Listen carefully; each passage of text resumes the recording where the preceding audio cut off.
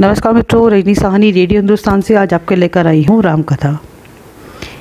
एक तक देर तक उस सुपुरुष को निहारते रहने के बाद बुजुर्ग भेलनी के मुंह बोल फूट पड़े। कहो राम, सबरी की ढी ढूंढने में अधिक कष्ट तो नहीं हुआ? राम मुस्कुराए। यहाँ तो आना ही था माँ, कष्ट का क्या मूल्य।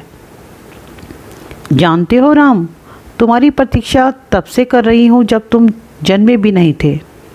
यह भी नहीं जानती थी कि तुम कौन हो, कैसे दिखते हो, क्यों आओगे मेरे पास। बस इतना ज्ञात था कि कोई पुरुषोत्तम आएगा जो मेरी प्रतीक्षा का अंत करेगा। राम ने कहा, तभी तो मेरे जन्म के पूर्व ही तय हो चुका था कि राम को सबरी के आश्रम में जाना है। एक बात बताऊं प्रभु, भक्ति के दो भाव होते हैं, पहला मरकट भाव और दूसरा मर्जार भाव। बंदर का बच्चा अपनी पूरी शक्ति लगाकर अपनी माँ का पेट पकड़े रहता है ताकि गिरे ना। उसे सबसे अधिक भरोसा माँ पर ही होता है और वह उसे पूरी शक्ति से पकड़े रहता है। यही भक्ति का भी एक भाव है जिसमें भक्त अपने ईश्वर को पूरी शक्ति से पकड़े रहता है, दिन रात उसकी आराधना करता रहता है। पर मैंने यह भाव नहीं अपनाया। मैं तो उस बिल्ली के बच्चे की भांति थी जो अपनी माँ को पकड़ता ही नहीं बल्कि निश्चिंत बैठा रहता है कि माँ है ना, वह स्वयं ही मेरी रक्षा करेगी और माँ सचमुच उसे अपने मुंह में टांग कर घूमती है। मैं भी निश्चिंत थी कि तुम आओगे ही, तुम्हें क्या पकड़ना। राम मुस्कुराकर रह गए। भीलनी ने पुनः कहा, सोच रही हूँ बुराई में भी तनिक अच्छाई छिपी होती है ना। कहाँ सुदूर उत्तर के तुम, कहाँ घोर दक्षिण में मैं। तुम प्रतिष्ठित रघुकुल के भविष्य, मैं वन की भीलनी। यदि रावण का अंत नहीं करना होता तो तुम यहाँ कहाँ आते। राम गंभीर हुए और बोले, भ्रम में ना पड़ो माँ। राम क्या रावण का वध करने आया है? अरे, रावण का वध तो लक्ष्मण अपने पैर के बाण से चलाकर कर सकता है। राम हजारों कोस चलकर इस गहन वन में आया है तो केवल तुमसे मिलने आया है माँ, ताकि हजारों वर्षों बाद जब कोई पाखंडी भारत के अस्तित्व पर प्रश्न खड़ा करे तो इतिहास चिल्लाकर उत्तर दे कि इस राष्ट्र को क्षत्रिय राम और उसकी भीलनी माँ ने मिलकर गढ़ा है।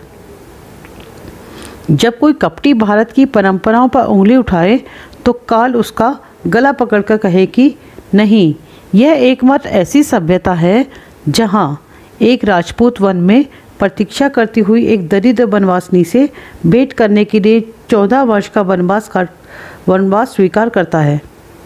राम वनवास में इसलिए आया है ताकि जब युगों का इतिहास लिखा जाए तो उसमें अंकित हो कि सत्ता जब पैदल चलकर समाज के अंतिम व्यक्ति तक पहुँचे तभी वह राम राज्य है।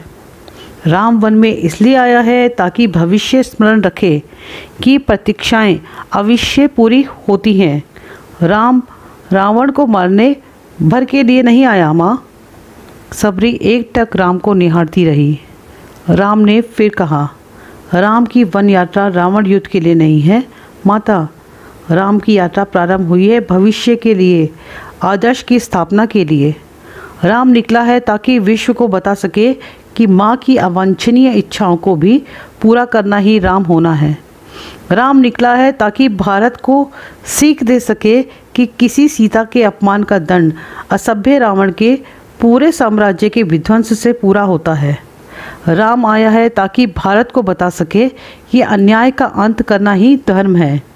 राम आया है ताकि युगों को सीख दे सके कि विदेश में बैठे शत्रु की समाप्ति के लिए आवश्यक है कि पहले देश में बैठी उनकी समर्थक सूपनखाओं की नाक काटी जाए और खर दूषणों का घमंड तोड़ा जाए।